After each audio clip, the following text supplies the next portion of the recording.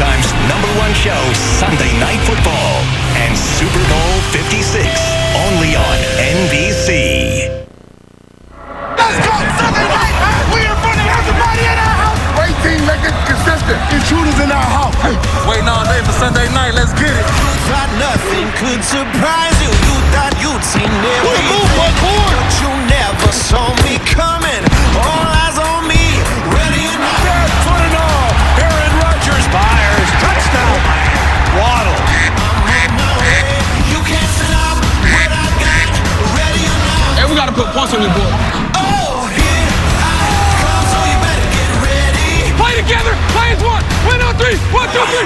Down zone, you best get moving. I'm about to change the game. Leonard Fournette, a new career high in touchdowns in the game with 4 of them. Ready or not, you can't escape. A hard-fought win. You can't stop what I got. Ready or not. Lamar Jackson takes over the night and delivers the win. Sunday Night Football is back in Baltimore, and we've got a pair of AFC North rivals tonight, both with playoff hopes. Lamar Jackson's back. A non-COVID-related illness kept him out of the Ravens' win in Chicago last week. Meanwhile, the Browns are also coming off a win against the Lions, a game in which Baker Mayfield was booed by his own fans. He's maybe looking to silence some critics tonight, and it is the first of 2 meetings in 3 weeks between Cleveland and Baltimore. And round 1 is coming up on Sunday Night Football. Hello, everyone, and welcome to Football Night in America. I'm Maria Taylor, alongside Tony Dungy, Drew Brees, Mike Tirico, not here. He's being our road warrior. He spent Thanksgiving with you in New Orleans. Now he's calling the game in Baltimore. And let's talk about the matchup we have tonight, because a game and a half separate the Ravens and the Cleveland Browns. And, Coach, you want to know where the consistency and identity is for the Browns. What do you want it to be? Well, you mentioned everybody booing Baker Mayfield.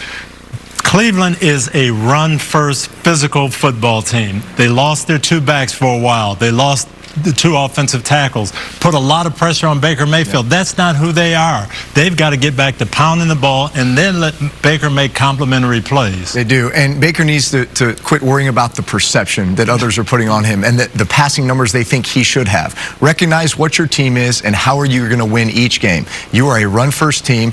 Set up the play action off of that. Be ready to make those plays. Be ready to beat the blitz tonight against the Ravens, but just be efficient in the passing game and find ways to win each game. That's how you're going to be measured as a quarterback in this league. Absolutely. And winning tonight, that Ravens defense you mentioned, blitzing, it's not going to be pretty. You're not going to hit 80% of your passes. You're going to have 2 or 3 plays where you have guys open, opportunities. He's got to hit them tonight. Yeah, and Baker's had back-to-back games with a passer rating under 60, but remember, he's dealing with a lot of health issues, shoulder, heel, knee. I mean, you name it, he's dealing with it, so it's the most banged up. Touchdown passes will get him. We'll get him through it. Feeling good tonight. Okay, let's talk about what we're feeling good about Week 12. Drew, we start with you. Some of the best things you've seen so far from our early games. How about the Cincinnati Bengals? My goodness. Yeah, they were balling today. And in the division against the Steelers are the ones who usually set the tone of physicality in a game. But today it was the Bengals. They ran the ball all over the place. At times it was big holes. Other times it was just Joe Mixon making people miss, running them over. A ton of explosives from him today. Joe Burrow was very efficient in the passing game, and they just dominated this game. Maria and Drew, tell me if you've heard this story before. The New England Patriots have a smart, accurate quarterback who makes plays, that doesn't make mistakes. They play physical on defense. They get after it. They play great in the red zone. They get takeaways, and they're the most consistent team in the AFC and looking for the #1 seed. Have you ever heard that before? I don't know. Maybe familiar. We will get to Deja Vu Patriots a little bit later in the show, but I have to give you guys some of my own buzz that we're walking away from this week. We're adding a football baby to the Football in America Night crew. You're having a baby? Congratulations now to baby Casey. Matt Casey. That's what Kellen Steele Casey was born November 16th. Love it. 8 pounds, 9 ounces. Best wishes to Matt and Alexa and big brother Michael. Are you excited? Aw, Sim. Oh, well, I mean, got to give them a big congratulations. And thank God Matt Casey, his wife Alexa. Casey's a Jets fan. Alexa's a 49ers fan. We already saw who won that battle. Good career decision right there off the bat, Kellen Casey, okay? Go with the 49ers, not the Jets. All right. Now it's time to get for the throws of the day. All right, here we go. And yes, it's back. It's like repeated history. 2001, a team that's smart with a quarterback who makes clutch throws. Mac Jones, once again, first drive of the game, 3rd down and 4, going to the appropriate spot with the ball, putting it in the perfect spot. Great catch by Kendrick Bourne. That helped lead the Patriots to the win today. Joe Burrow, big play Bengals were back today. They tore up the Steelers defense, did whatever they want, but when all else fails, throw it up to the guy that's 6'5", and an awesome receiver. Joe Burrow was on fire today. Go Bengals. Hey, how about some Miami Dolphins? They're kind of on fire right now. Tua's on fire. People question his arm strength. How about this? Getting in the middle between 2 defenders right there. And when he's dropping back to throw, he's looking for that guy all the time. Jalen Waddle. Those are the throws of the day, Maria. I miss you over here. Stop big time in me. I was going to say, Chris, you look a little lonely over there, but you know who's never lonely? Jack Collinsworth, Rodney Harrison. They spent the last couple of weeks on the West Coast. Now they are on the East Coast in Baltimore. Good evening, guys. Never lonely is right, Maria. Of all the stadiums we visit, Baltimore always sounds a little different. These fans, they studied under Ray Lewis, and you could hear it. We heard the fellas right there talking about that Bengals offense, giving a little love to Burrow and the fellas. But how about that Bengals D? They're starting to look like something. Why are you always guiding me to the Bengals defense? I thought they were outstanding today. They physically dominated the Pittsburgh Steelers. They were aggressive. They sacked Big Ben 3 times. They shut down Najee Harris. And Eli Apple had a beautiful interception on a back shoulder fade. He's making plays. And Mike Hilton, former Pittsburgh Steeler, had a pick 6. If the Cincinnati Bengals want to get to the playoffs and get to that next level, it's not going to be about offense. It's going to be about that defense. And it's back-to-back losses for Pittsburgh. Today got out of hand. That game always personal. What would you be thinking if you're Mike Tomlin right now? I need another quarterback, and I'm definitely concerned about my defense because they're not very good right now. Wow. Here in Baltimore, we're going to keep it in the AFC North for a heavyweight brawl that has massive playoff implications, and it's going to be right where it belongs. It's under the bright lights of Sunday Night Football.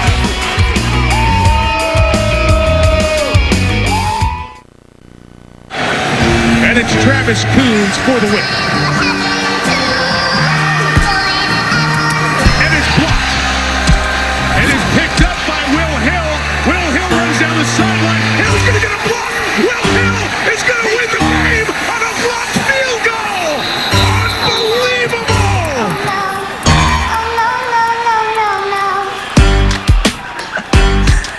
A great 2015 flashback. How about Mike Tirico was on the call? We hope he calls another crazy divisional rivalry here tonight as the Browns are on the road taking on the Ravens. A lot to cheer about if you're a Ravens fan. 7-3, atop the AFC North. But the last time we saw Lamar Jackson, it was against Miami, and Miami blitzed 60% of the time, and it led to the second worst passing outing for Lamar Jackson. Just 10 points scored for the Raven, and the second worst rushing outing. So if you're scheming up a defense and you're the Browns, what are you thinking you should do? Well, it's not your MO, but that is the blueprint, and Miami did it very well. They came after Lamar. They made him make quick decisions. They took away the running lanes for him and just brought one more guy than they could pick up.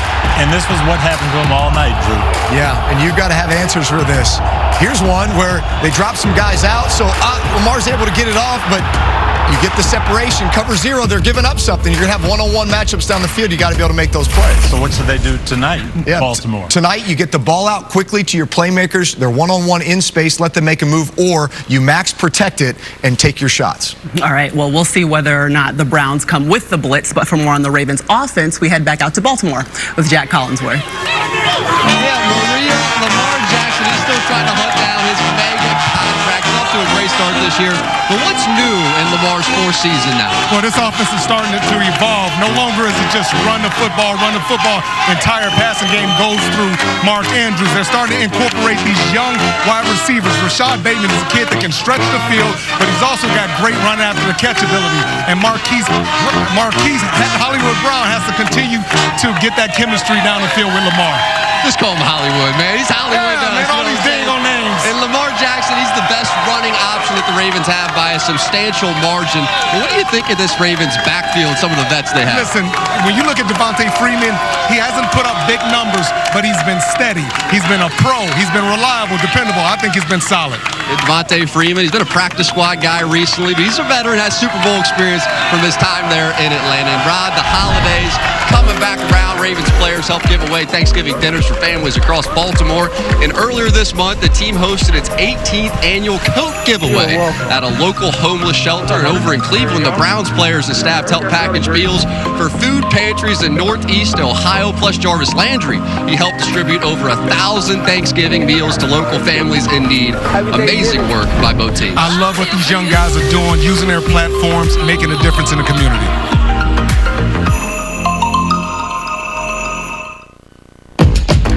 And you said for Sunday Night Football, Baker Mayfield on the road to take on the Ravens. Remember, they're coming off of a close win over the winless Lions, and then 2 games ago were routed by the New England Patriots. So a lot to prove for Baker. Huge opportunity for the Browns. All right, Chris Sims. Let's get to the highlights. The Jets taking on the Texans. Both teams are 2-8, but Zach Wilson returning to the lineup after missing the last 4 games with a sprained knee. Second half, Texans up 14-11. Let's go. Yeah, let's go. I mean, it wasn't pretty early, but in the second half, Zach Wilson leads the offense on 2 scoring drives.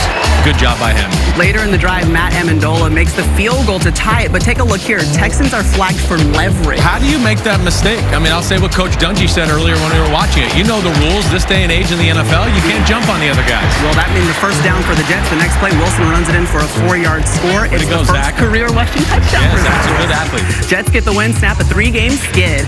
How about the Atlanta Falcons taking on the Jacksonville Jaguars? Cordero Patterson, he is back, which means a lot is going to him. He's wearing cleats that represent Ahmaud Aubrey paying homage, and the 7-yard rushing touchdown, just the first of a big day for Patterson. He's the key to their offense. I mean, we know they got Matt Ryan, Kyle Pitts, who's phenomenal, but it's Cordero Patterson who's the Swiss Army knife who can do everything. Running back, wide receiver, he's a mismatch for defenses. A career high 108 yards rushing and a win. Meanwhile, Auburn alum Cam Newton facing off against Alabama alum Tua Tagovailoa a day after the Iron Bowl finish. Alabama got the win. Newton early in the second quarter is intercepted. A sign of things to come. Yes, sign of things to come here. Just a poorly thrown ball. A little late with the decision, and then just doesn't throw it out in front of Robbie Moore enough. It's his first interception since returning to Carolina, but then here it is again, intercepted by Xavier Howard. Yeah, Xavier Howard, good coverage here. And again, an off-target throw. He was very well covered, throws the ball behind DJ Moore, sets up the Dolphins for an easy score. Okay, you've already talked about this guy once today. Yeah. Tua to Jalen Waddle. You better watch out for this guy. He is the go-to guy, the best player on the Dolphins offense. Tua have been very good. Waddle, dangerous. Yeah, love the Waddle celebration as well. But let's celebrate the defense. First 8 games, the Dolphins went 1-7. They had 12 sacks and 9 takeaways. During the 4-game win streak they're on, they've topped both those numbers at 16 and 10 respectively. So you got to tell me, what has the Dolphins swimming in the right direction over these last 4 games? I think Brian Flores has got the defense going. They're creative, they're young and talented, so they make plays every week. And then I think when you really look at the offensive side of the ball, Tua and Waddle is the key to their success. Yeah. Tua's been very consistent, not making a lot of mistakes, and Waddle always seems to make a few splash plays every game. Can you do the Waddle? No? I can Waddle. There it is. 9 reception, 137 yards. A great day for Waddle, but not a great day on the other sideline with the Carolina Panthers and their new returning quarterback, Drew Brees. Yeah, Cam Newton really struggled today. You know, was successful the first 2 games, but today was a different story. And I think down the stretch, when you look at teams that are going to play like Buffalo, the Tampa Bay Buccaneers twice, those teams really try to make you one-dimensional and have to throw the football. So can Cam Newton make the plays in the passing game they need down the stretch to help them win? And to me, Drew, it doesn't matter who their quarterback is, whether it's Cam Newton, whoever.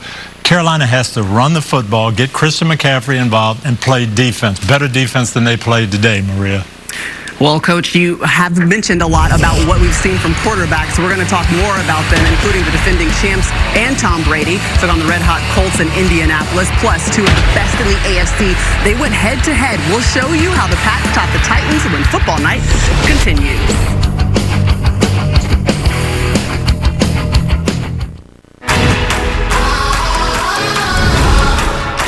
This is Football Night in America, served by Applebee's. Sunday Night Football! Everybody watching! Well, after the Titans lost to New England. Baltimore holds the #1 seed in the AFC. These fans know it. The only way that could change is what they lost tonight. Nick Chubb is in town headlining the ground and pound for Cleveland. And he gets his tag team partner back tonight off injured reserve in Kareem Hunt. So what does Hunt's return bring to this offense, Rod? Are you kidding me?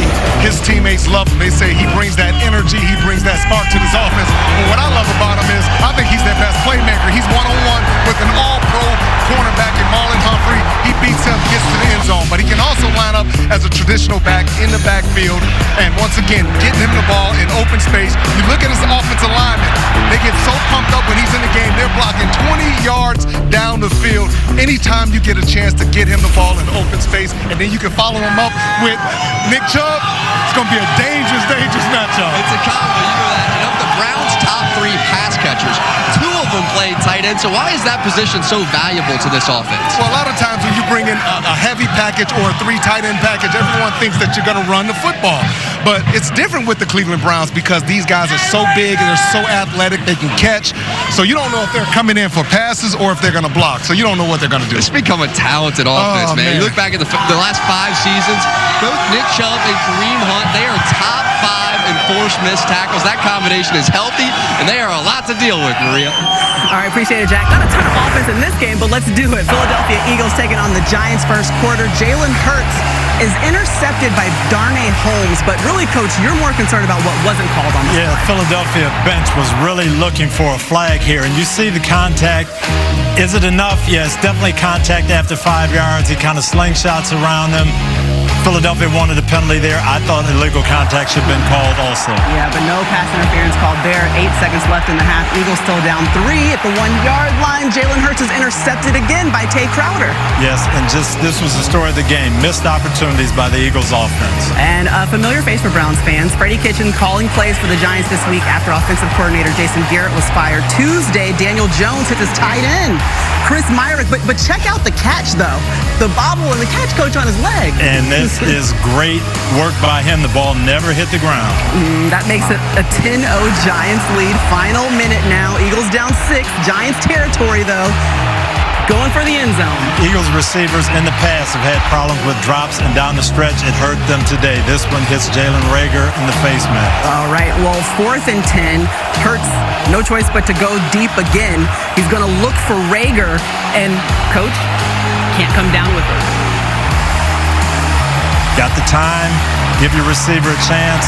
Again, didn't make the catch, and this ball should have been caught, no question about it. Well, the Giants hold on to win it, and they held the Eagles to a season low in points. But, Drew, you got to think of this as a little bit of a missed opportunity because you hold the Giants to scoring just 13 points, but all of the turnovers obviously mounted up, holding back the Eagles. Yeah, this was a big opportunity, missed opportunity. This is a game they have to win, especially only being a game out from Dallas. Dallas loses on Thanksgiving, so this was your opportunity to jump into a tied position, knowing you're going to host the Cowboys down the road. And the way they've been playing, listen, we know they're a run-first team, but they've got to be able to make enough plays in the passing game today. Unfortunately, a lot of those passing plays resulted in turnovers, which sent it the other direction.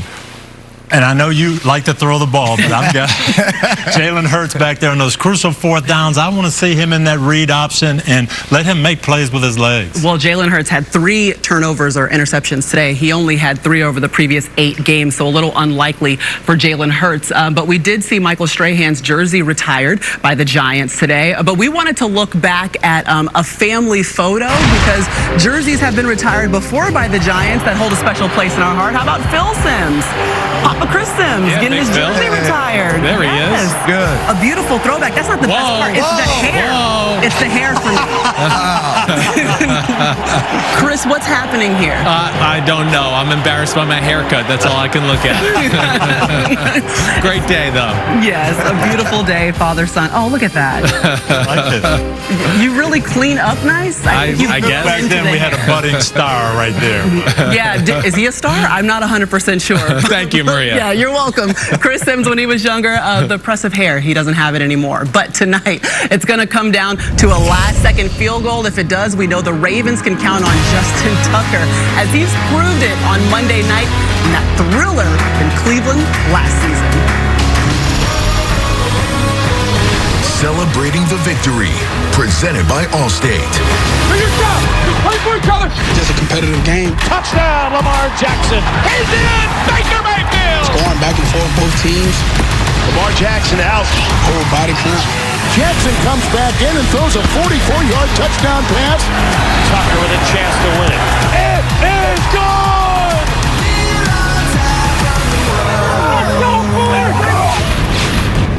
Football Night in America is brought to you by Applebee's new Cheetos Boneless Wings and by Best Buy.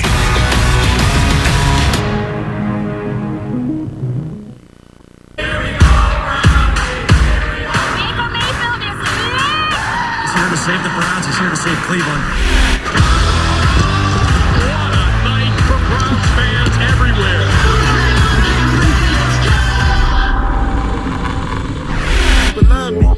Cleveland, how you feeling?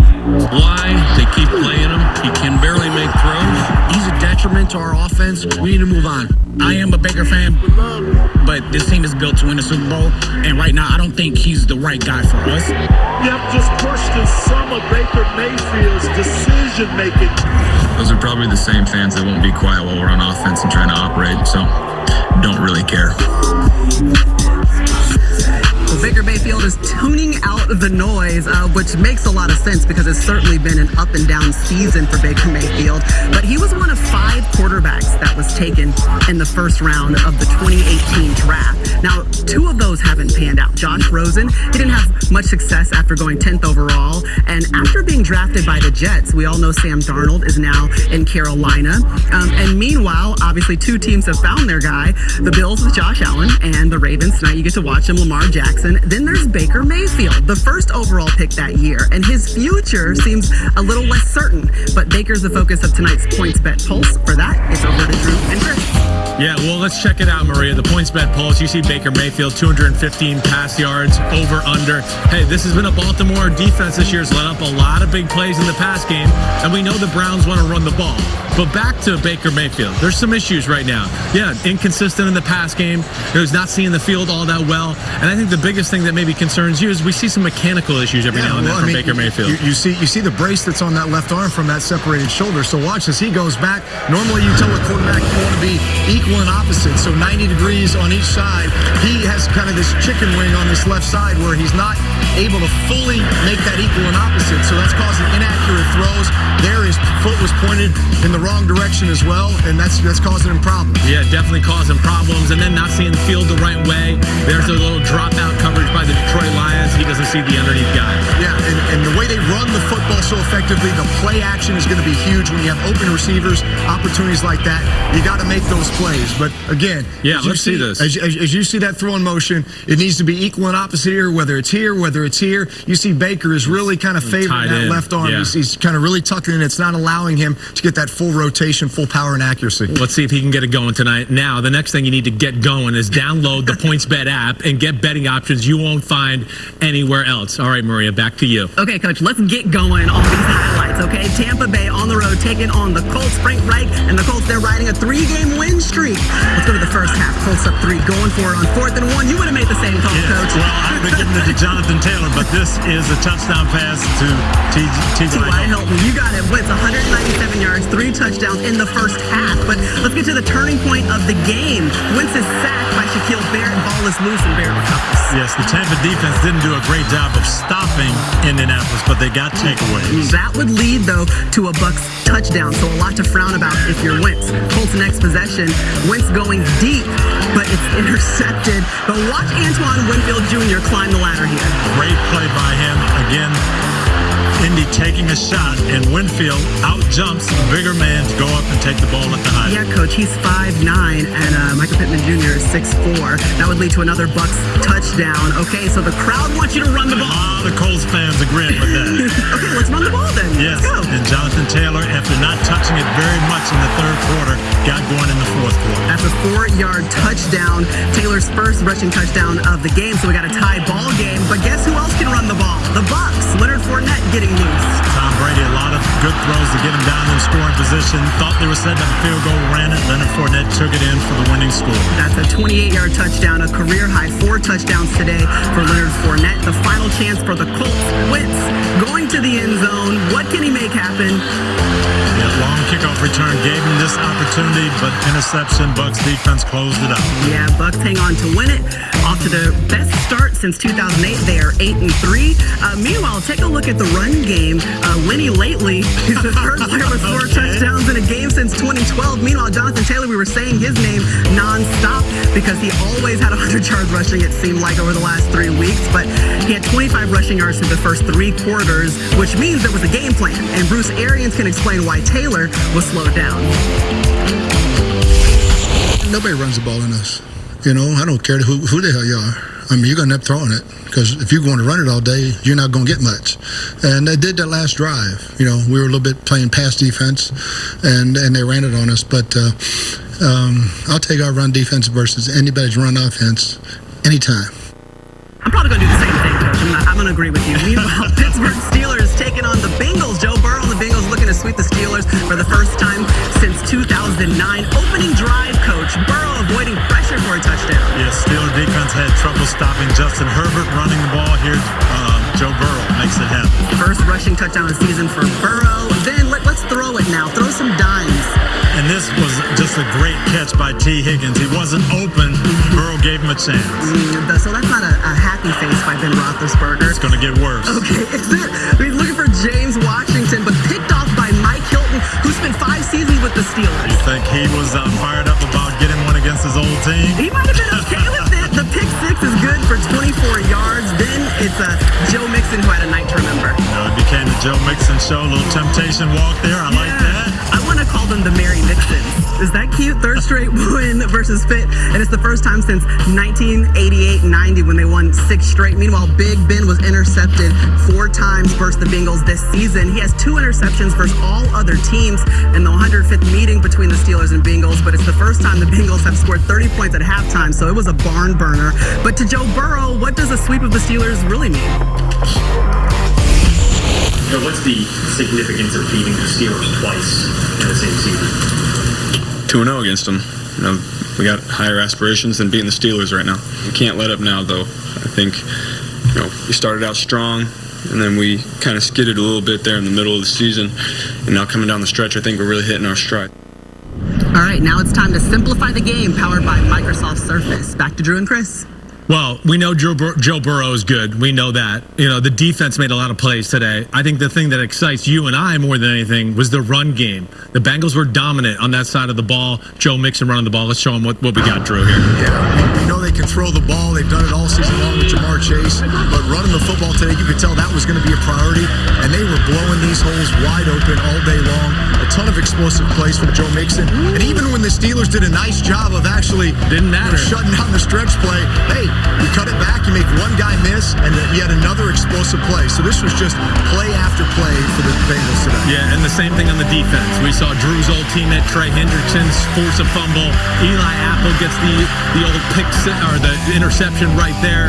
There was a lot of big plays all over the field by the Bengals today. Not just Joe Burrow, but I got a guy that talked to Joe Burrow, and let's hear from him right now, Mike Florio.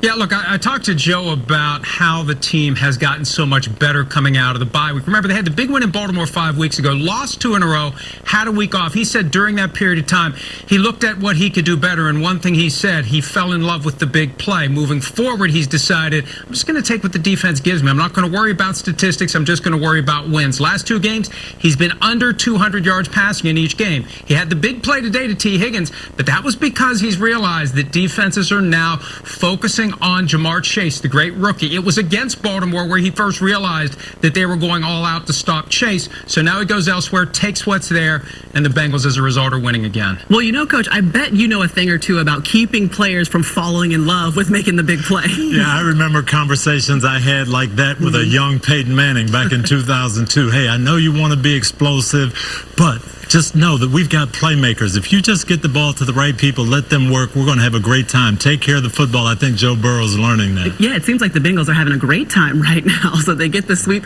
of the Steelers in an amazing fashion. Meanwhile, Lamar Jackson is hoping to fashion together an amazing game. The Sunday Night Football game coming at you. The Browns taking on the Ravens. Lamar Jackson's back after a non-COVID related illness.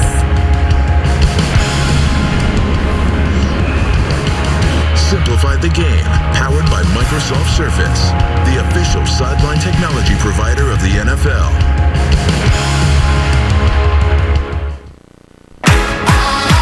Straight ahead, he catches it and walks in. Get this thing started right. Don't get no better than this. Yes, he did! Gasoline in my veins. It's the gas. He's gone, and he scorched them. A beautiful play. As we rise from the flames. Heart of a lion. Give me everything you got. There he goes. My heaven. Under pressure. Oh, it's time to fire. This house is on fire. Oh, it's time to fire. This is Football Night in America, served by Applebee's. It is a critical day for the entire AFC North. Cincinnati, they already destroyed Pittsburgh. That gives the Bengals a 3-1 division record. That's the best mark. But now, as you see, Baltimore is ready as Kevin Stefanski leads the Browns into Baltimore. Rod, you said he was your coach of the year a season ago. So what's the state of the union in season 2 under Stefanski? Well, I thought last year he did a great job of eliminating distractions and having his team solely focus on football. This year, it hasn't been the case. We know about the Odell Beckham situation. Baker Mayfield, he's been a distraction. Kevin Stefanski has to get these guys back focused on football and not worried about things they can't control. So let's go to one of their leaders, Jarvis Landry. Sunday Night 7, do it every week. $1 million on the table this week. How many receptions and receiving yards? First, they got to get on the ball. He's their best receiver. He's their most dependable receiver. I'd say he's going to have 5 receptions between 70 and 84 yards. Well, you can make your picks along with us on the NBC Sports Predictor app. Maria, back over to you. All right, thanks, Jack. Every single game is done except for our Sunday Night Football game. Let's get you caught up. The Chargers taking on the Denver Broncos. Teddy Bridgewater, how about you just take it for yourself? Nice play here. I mean, Teddy Bridgewater not known for his running capabilities here, but does a good job diving in and getting the touchdown here. An 11-yard rushing touchdown. Now, Bridgewater would leave in the first quarter with a leg injury, returned in the second half, though. Bridgewater rolling out, looking for his tight end. Yes, they were much better on the offensive side of the ball with Teddy Bridgewater. This game had a lot of ebbs and flows. We're going to see here Justin Herbert throws an interception. Yeah, probably should have been caught, but he could throw a better ball. Some costly interceptions in the second half by Justin Herbert and the Chargers. Patrick Surtain will take it all the way back. 70-yard interception, pick 6. Broncos are 6-5 and have won 3 of their last 4. All right, the Vikings taking on the 49ers. Both teams are 5-5. Kirk Cousins intercepted, and it's taken back to the 2, just his 3rd pick of the season. Yeah, I mean, Kirk Cousins has been phenomenal all year long. I don't know exactly what he was looking at here. He just makes a mistake, but the linebacker was there all over. That was a bad play by Kirk Cousins. But the 49ers are going to capitalize right away. Yes, Elijah Mitchell in for the touchdown. The 49ers are up 14. Run game, Elijah Mitchell, Deebo Samuel in the run game were huge for the 49ers offense today. All right, Kune Wangu, let's take this kickoff and get going. 99 yards for the touchdown. We saw him do this a few weeks ago when the Baltimore Ravens had taken some momentum back. This right back into Minnesota's favor here. There you go. Late in the 4th quarter, Vikings down 8. They're going for it on 4th and goal. Cousins looking for his guy, Justin Jefferson, too high. I mean, just misses him here. Got to give him a chance. Justin Jefferson had a phenomenal game, though. 49ers hang on to win it and sit in the 2nd wildcard spot in the NFC. Meanwhile, take a look at this. They've hit a season-high 3 straight weeks in the run game to complement their passing game. Watch out. I mean, Shanahan is the run game genius of the NFL. There's nobody better at designing run plays than him. Right now, he's got a healthy Elijah Mitchell. Deebo Samuel, the way they've been using him all over the field, he is dangerous even when they put him at running back. They got Brandon Ayuk going at wide receiver. Kittle's healthy. I'd say watch out for the 49ers because Shanahan seems hot calling plays. Okay, let's see if Coach and Drew agree with you. Should we be watching out for the 49ers, guys? I definitely agree with Chris. I thought whoever won this game was going to catapult themselves back into the talk in the playoff race. And San Francisco, I think they're getting back to their identity. We talked about Cleveland earlier in the show being a running team. This is a running football team, and they are running the football like we know they can. And they've had to do it creatively. How about Deebo Samuel? Deebo Samuel, arguably one of the better athletes on the team, but he's probably one of your best receivers. And because of all the injuries to running back, you put him in the backfield. And today he had 2 huge plays, 2 touchdowns. Really just another weapon that you're able to move around, get the ball in his hands. But credit to Shanahan for that creativity. But I love that. You know, to me, that's coaching. Hey, we're a running team. Our best runners are hurt. Let me take my best guy and give him the ball. And they did it, I think, 6 times for 6 60-some yards today. So watch out for San Francisco. All right, guys. Well, on the flip side of that, now the Vikings are 5-6, and next up they face the Detroit Lions. But we need an injury update, so for that we go to Mike Florio. Well, running back Dalvin Cook, Maria, one of the most important players on their offense, exited the game on a cart today with what the Vikings are calling a shoulder injury. He looked to be in extreme pain. We'll have to keep an eye on that. Alexander Mattison takes over at the tailback position if he misses time. And both Drew and Chris mentioned Deebo Samuel for the 49ers. He also left in the second half with a groin injury and didn't return. So that's an injury that we'll need to monitor going forward as well. All right, we'll be keeping our eyes on that, Mike. And everyone should keep their eyes on Myles Garrett. He's the quarterback Grim Reaper, according to himself. Yeah, he's trying to hunt down Lamar Jackson tonight on Sunday Night Football. We'll see what he's able to do. Loving those unis.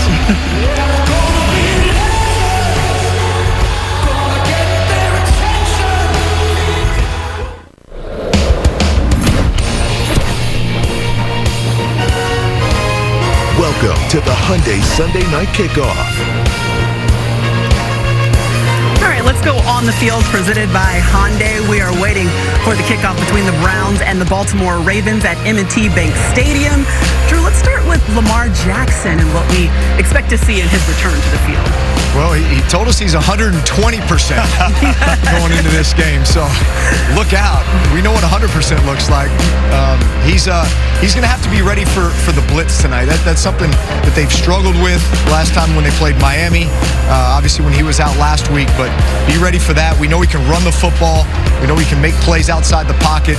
Let's see if he gets blitzed, if they got an answer for that tonight. And Baker Mayfield, you're going to have to be ready for Baltimore's blitz. It doesn't have to be pretty. You're going to get 3 or 4 opportunities with guys open down the field. You've got to hit those big plays when they're available.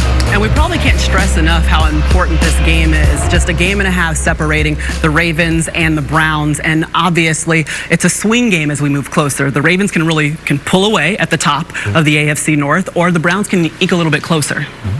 Yeah, I think the Browns really need to find a way to win this game. If they really want to have a shot at this, they've got their backs healthy.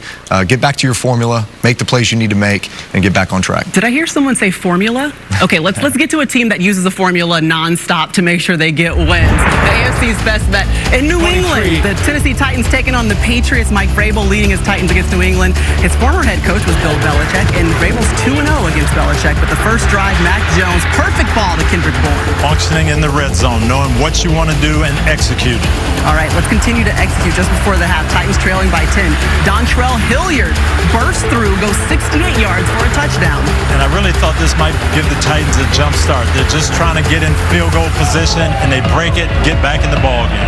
Hilliard's first touchdown since 2019. That'll cut the Patriots' lead in the third quarter now. Trying to build some momentum here are the Titans, but J.C. Jackson there to strip Dante. Not again. I know. You talk about Patriots football. Hustle, make the strip. Everybody's running to the football. You get the big recovery, change things around, the momentum. Yep, and now Mac Jones has the ball again. Who's he going to find? Bourne.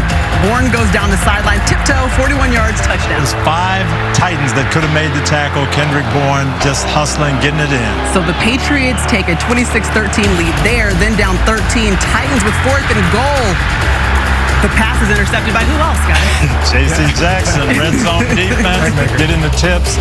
They're very, very stingy in the red zone. That's Bill Belichick football. Well, the Twitter handle for J.C. Jackson is @Mr_INT, and that's what they're able to pull off. So let's talk about the Patriots football. And you've been a coach against this system. You know exactly what to expect, and yet still sometimes you walk away wondering how did we lose this game? I've been in Mike Vrabel's spot. You're on the bus riding to the airport. You're trying to think, what happened now? We don't have Derrick Henry. We ran for 270 yards. We moved it up and down the field, but we got blown out. How did that happen?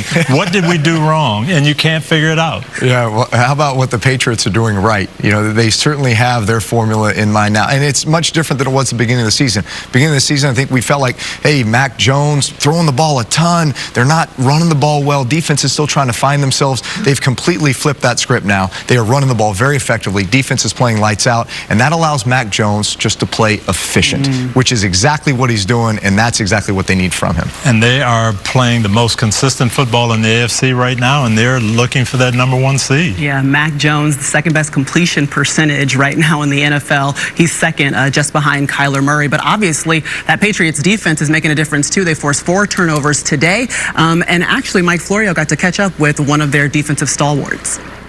Yeah, Matthew Judon got another sack today. That's 11.5 in 12 games. That's already a career high in his first season with the Patriots. And he was one of the guys that they signed in free agency when they were spending money on this guy, and that guy. And he's very happy to be in New England, but when you talk to him, you can tell he's not real thrilled about how things ended for him in Baltimore, where he spent 5 years and they didn't sign him back. I asked him to compare the two franchises. He said that they're both very excellent at what they do, but they have completely different schemes, systems, and cultures. I said, well, where do you fit in better then? He said, well, I'm having the best year of my career in New England. Well, the New England culture has them retaking the lead in the AFC East. Let's get you to our very last highlight of the night. We got the Los Angeles Rams taking on the Green Bay Packers. Remember Aaron Rodgers playing through a broken toe, but it didn't take him long to get going. Yeah, first quarter. I'll throw that out there. I can't run because I have a bad toe. No, wrong. Touchdown run. Yeah, Packers lead at 7-0. Straight to the third quarter, though, and the Packers up 30-17. Matthew Stafford is picked off by Rasul Douglas, a 33-yard touchdown, another pick six. It's Green Bay defense making big plays. They pressured the passer today and really had Stafford uncomfortable. Yeah, third straight game with a pick six for Stafford. Meanwhile, Odell Beckham Jr. playing in his second game with the Rams. Start of the fourth. Let's see Odell Beckham Jr. come alive. This, Maria, I don't understand. You're ahead, Green Bay, by 3 scores. Stay on top. Somebody get behind you. It's a double move, slant and go. You should eat this up. Meanwhile, Drew's over there like, yeah, eat it up. The corner wanted another pick six. That's what we look for. 54-yard touchdown for Odell. The next Rams possession still down 11. Stafford looking for Beckham again. That's how you play defense when you're ahead by 2 scores. Don't let them get over the top. Is that some frustration there? Yeah. Just a little bit. A little frustration for the Rams, too. They get the ball back facing 3rd and 10. Stafford sacked by Kenny Clark. Yeah, shout out to my old linebacker coach Joe Barry. He's doing a great job coordinating this defense, pressure and coverage. They're doing excellent. Well, the Packers get the win. It's the 3rd straight loss, though, for the Rams. Time for the Sunday Night Game Flow presented by Progressive. Chris? Well, we know about Aaron Rodgers, the Green Bay Packers offense, Devontae Adams, but really, the Green Bay Packers defense probably been one of the most under-the-radar stories of the season. And let's break down some of the things they did today so well and dominating a talented Rams offense with Odell Beckham Jr. First off, this is the best player on the Packers defense this year. Rashawn Gary, been banged up the last few weeks, around the left tackle, strip sack fumble. How about a 4th and 1 stop? Adrian Amos, right up the A-gap, makes a great physical tackle. And we've talked about Rasul Douglas and the way he played today. Just great job reading the routes there. Joe Barry has coached this team to be just a different defense that we've seen the last few years up in Green Bay. They got it all right now. They're not easy to run the ball against. They are good in pass defense, and they're causing a few turnovers every game, Maria. All right, Chris. Well, that was the Sunday Night Game Flow presented by Progressive. And let's start on the defensive side of the ball, then what we've seen from Green Bay. And right now they're 5-0 at home. What's impressed you the most about what they were able to do, especially tonight? Well, rush the passer, take the ball away. You know, those are the 2 key things. And when you have an offense that you know is going to score points, in most cases you're playing with a lead, which just allows you to pin those ears back and go. But I think they have a lot of smart players on that defense that just have embraced the scheme and are doing a very good job. No, I think you're right, and that does help you as a defensive coach. When you know your offense is going to put up 28 points, 30 points, you can gamble and take some chances. Yeah. But I have to look at the Rams, and this has got to be a disappointing day for them. They played in the playoffs in Green Bay, lost, and they knew they had to retool and make some changes. So they go out, they get Matthew Stafford, they get Von Miller, they get Odell Beckham, and it's basically the same result. They had the same problems that they had last year. Yeah, and they've lost 3 in a row, and you wouldn't say these have been all that close. And it's been turning the ball over. They have not been on the same page. And I'd say this, just because you have a bunch of great players doesn't mean that you have a great team. And so you have to find a way for everyone to be on the same page, play together, and just play to your strengths. You certainly have the guys to get it done, but now's the time to go out and prove it. Yeah, so that's the 3rd straight loss for the Rams, and that ties for the longest losing streak under Sean McVay. So, Coach, if you're sitting back there and like Drew said, you're trying to find ways to blend this team that has all of these amazing pieces. What do you do? What are the solutions? Well, you got to get your run game going again. That, to me, has always been the staple for the Rams. And then those bootlegs and play actions come off it, and you've got to keep Cooper Kupp involved and keep throwing the ball to him. Yeah, and you lose a guy like Robert Woods. I don't want to shortchange that. You know, as good as Cooper Kupp was, there was really this tandem, you know, and so you lose Robert Woods, you bring in Odell Beckham Jr., but it takes a while for him to assimilate into the system, to develop a rapport with Matthew Stafford. But they're going to need to get that done quickly. They're certainly explosive, but it's got to be consistent. Yeah, Rams sitting at 7-4. Next up, they host the Jacksonville Jaguars. Meanwhile, we are waiting for Baltimore to host the Cleveland Browns. Lamar Jackson returns for the Ravens. And welcome back. Guess who you get? Myles Garrett. One of the best pass rushers in the league. It's going to be a great one tonight. Browns versus Ravens.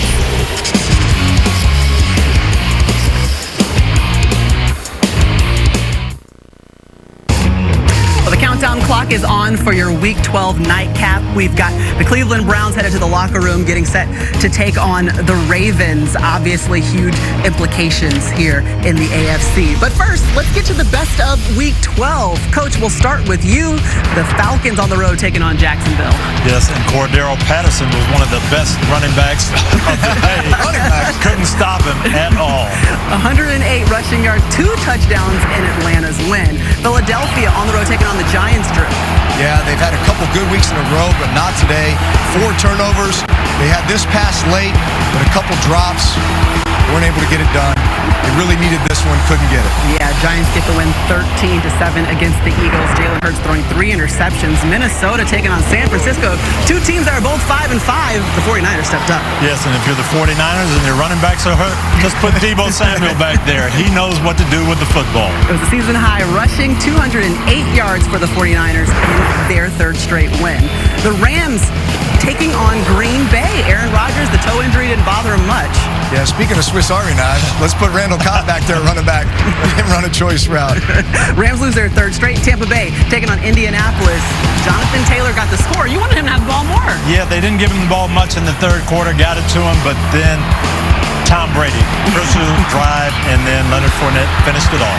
Yeah, he had career high 4 touchdowns, and that was his final one. That's the game winner. Bucs snapped the Colts 3-game win streak. The Chargers taking on the Broncos, and really, the Broncos had the Chargers number. Yeah, this was the story of the day here. Just lack of execution, turnovers. This one sealed the deal while the Chargers were going down there trying to make a game of this in the 4th quarter.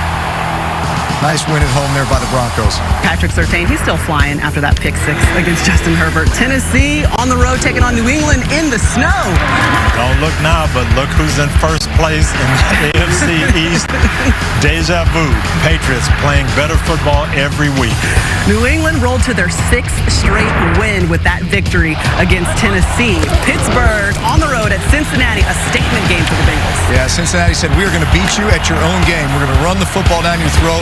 We're going to make great plays on defense, rush the passer, pick 6 here at the end of the 1st half.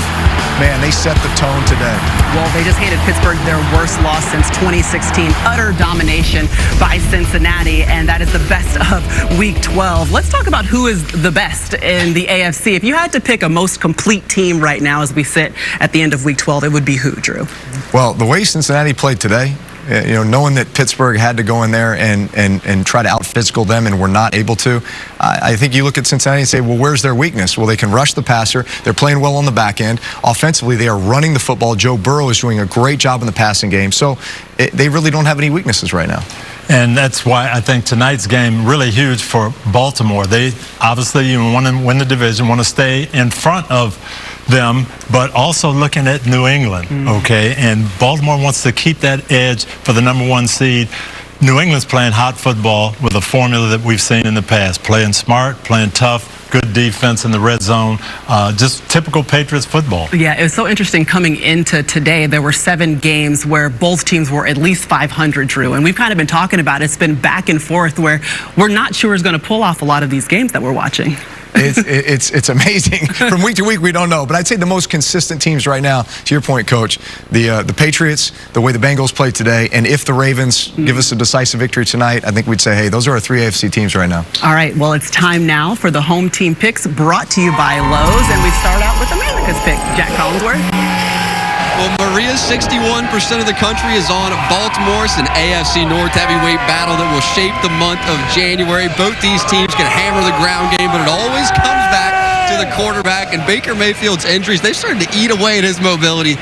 Give me Baltimore, Rod. Who you like? I like Baltimore, and if I'm defensive coordinator Wink Martindale, I'm coming after Baker. There's no way I'm going to allow him to get comfortable back there. I like that game plan. Mike Florida, who you taking? You know, those Browns throwback uniforms are looking pretty good tonight, and my niece is a huge Browns fan, and she is going to be so mad at me because I just can't do it, Chris. I got to go with the Ravens. I mean, I want to go with the Ravens too, but as you can see, I'm 4-8 on the bottom of the screen there, so it's like do the opposite of what I think territory. And I'm going with the Browns. I wanted to pick the Ravens. I'm going with the Browns, Maria. Okay, Mike Tirico's not here to like basically tell us who we're supposed to pick, but I'm going to go with the Ravens, Coach. Who do you have? Well, I like the Browns tonight. I think the Ravens have been playing with fire. I think the Browns are going to blitz them, and I think Baker Mayfield will make enough big plays in the passing game to win it. I agree with you, Coach. So that's why I'm going with the Browns as well. Oh, check out the balance that we just had. Yeah, those were tonight's team picks brought to you by Lowe's. And you're walking away with a victory for the Browns. You're calling Baker Mayfield to make those 3 plays. Yeah, that's exactly right. All right, we got plenty of playoff implications tonight in Baltimore. The 6-5 Browns, they're taking on the 7-3 Ravens. It's a critical meeting, tightly packed AFC North.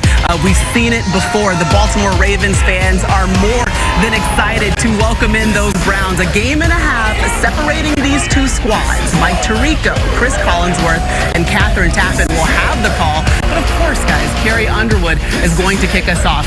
We will be here at the half. You enjoy the game in Baltimore.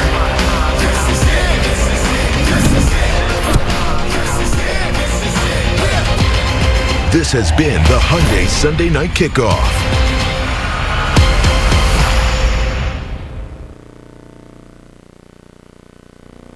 Spanish language audio provided by Telemundo Deportes, or watch tonight's game in Spanish on Universo.